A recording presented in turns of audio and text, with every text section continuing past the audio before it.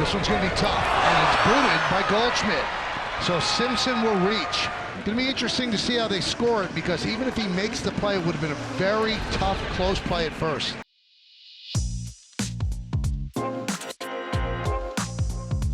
From MLB.com, this is the Morning Lineup Podcast. I'm your host, Will Leach. Today is Monday, April 21st. There were 5 Silver Slugger Award winners on the field for the Rays-Yankees game on Sunday, but only one of them almost threw a no-hitter. Hint, not Aaron Judge.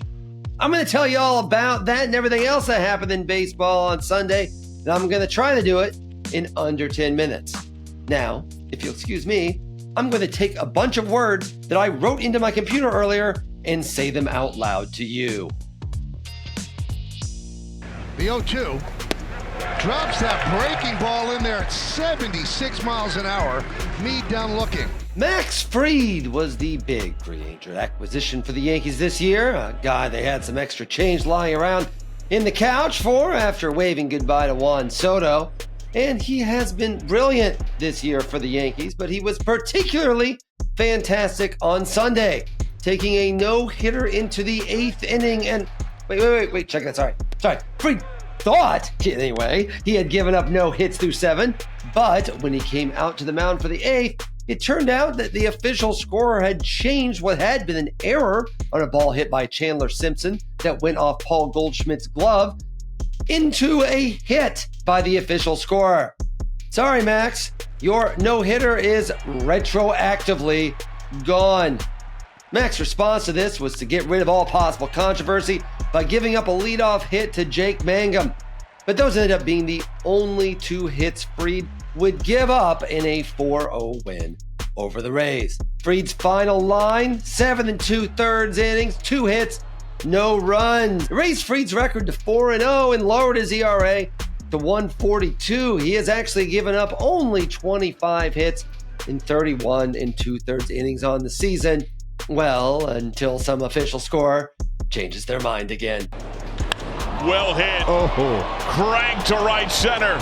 De La Cruz has the Reds ahead. This little league dad can tell you, some of these kids' games, when they get mismatched, can really drag on. That's why the mercy rule was invented. At a certain level, it's just not fun to see a team lose by 15 runs, even if it's a bunch of kids you don't like. In Baltimore on Sunday, the Orioles sure would have loved to be put out of their misery. After falling behind 8-1 after 3 innings, 12-1 after 5, and 15-1 after 7, it might have been best just to let everyone go home. But the Reds just kept on hitting, and good gracious, am I reading this correctly? Was the final score 24-2? Elly De La Cruz homered, but the real star was catcher Austin Wynns, who had 6 hits and 6 RBIs. Keep this scoring margin in your minds when the stat people start throwing out Pythag numbers at you later this season. With this win, after all, the Reds, they have the 3rd best run differential in baseball. 8 for 8 stealing bases. The Brewers in not even 3 completed innings tonight. And that's pretty incredible. Forgive Athletics catcher Shea Langoliers if he wishes he'd have maybe stayed in bed on Sunday. In his first inning behind the plate against the Brewers, Langoliers and starting pitcher Jeffrey Springs, they gave up 6 stolen bases in the first inning. 2 of those were double steals, to be fair, but it all added up to a 14-1 Brewers victory. According to our own MLB.com Sarah Langs, and I believe her, she could never lie to us. It's in her contract. The Brewers are the first team in the divisional era to steal 6 bases in the first inning. To quote the great philosopher T.E. Roadrunner, meep, meep. After the break, thanks to a doubleheader, there were a whopping 16 games on Sunday. I, perhaps foolishly, am going to attempt to try to get to all of them. It was a very active day of baseball, and it's a good thing. Otherwise, I'd have to talk to you about crochet or the Peloponnesian War or something. Instead, I have all these games.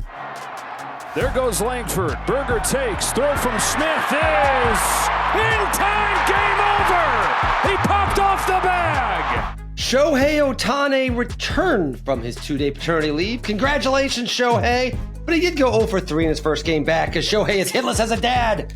It didn't matter. The Dodgers got a sacrifice fly from Freddie Freeman in the 8th, and Will Smith threw out Wyatt Langford stealing to end the game as the Dodgers beat the Rangers. The Braves are starting to look more like the Braves. Marcell Ozuna and Matt Olson homered as the Bravos beat the Twins 6-2. Speaking of sweeps, the Cardinals completed a very demoralizing long weekend in Queens, scoring a total of just 6 runs in 4 games, all losses, in a 7-4 defeat to the Mets. Francisco Lindor homered, and he's having a very good time these days. Thanks to a go-ahead homer from Fernando Tatis Jr. in the 7th, the Padres beat the Astros 3-2. But the bigger concern was an injury to Luis Arias, who collided with Astros second baseman Mauricio Dubon in the first inning and was carted off the field on a stretcher. The Angels were 1 strike away from losing their series to the Giants, but then Joe Adell, with the bases loaded and the Angels down 4-2 in the bottom of the 9th, did this. And Adell lines it. It's fair down the left field line. Soler scores. Newman scores. Here comes Neto. The winning run on the way. The relay. He is safe. The Angels are back over 500, and the Giants, well, the Giants are currently quite grumpy. It was a long day at Wrigley Field with 2 rain delays and 11 innings, but that's okay. Everyone still got to hang out at Wrigley Field for 5 hours. It ended with a Diamondbacks 3-2 win. Stephen Kwan, who's hitting .325, homered as the Guardians finish off their sweep of the Pirates 5-4 in 10 innings. Rookie Eddie Quaro, in his 4th big league game, got his first 2 RBIs with a 2-run single in the 7th inning to help the White Sox beat the Red Sox 8-4. You know what's a pretty cool way to hit your first big league homer?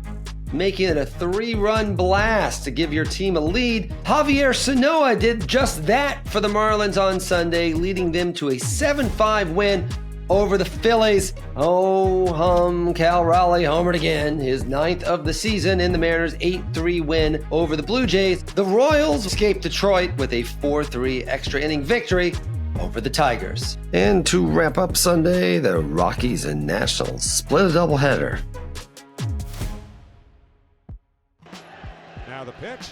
Swing and a drive towards the gap in right center. It's pretty deep. It's back near the wall. It's gone. It's gone. Francisco Lindor. He may have just outdone himself. He has hit a grand slam. I apologize to Phillies fans for airing that clip. It's something I like to call providing context, a little literary device that elevates current tension by providing historical backdrop. That, if you may remember, was Francisco Lindor blasting his already legendary Game 4 Grand Slam at Citi Field last year, ultimately leading to a series win in the first ever postseason meeting between the hated rivals that are the Mets and Phillies. How hated is this rivalry? Here's some nostalgia for you fellow Gen Xers. Here it's Dwight Gooden getting hit by a pitch at Shea Stadium by Pat Combs, leading to a brawl that lasted nearly 10 minutes. Now both teams have come out of the dugout. Boy, Gooden reacted in a hurry. That comes from the 2 batters being hit by Gooden. Strawberry gets into this one. It just won't end. Now anything can happen. Oh, yeah. It's a melee now. 90s fights. So much Jerry curl and high top fade action. Anyway, the Mets and Phillies will rekindle all that hate on Monday night at Citi Field in their first matchup of the 2025 season. It's Patriots Day in Boston. You can watch the annual, whoa, there's a baseball game on already? Game on MLB Network between the Red Sox and the White Sox. It'll be 11:10 a.m. Eastern Time. Again, a.m. So early, you're probably not even out of bed yet. That's all for today's Morning Lineup Podcast. Thank you for listening. Please be sure to give us a rating and review and tell everyone you know about this podcast. Anthony Kastrovitz, or Castro, as he is known to the real heads, will be with you tomorrow. I will be returning on Friday. By then, my beloved New York Knicks will surely be up 3-0 on the Detroit Pistons in their playoff series. Are we still doing Bing Bong? Can I do it? Bing Bong? I don't think that's how they said it. Anyway, go Knicks!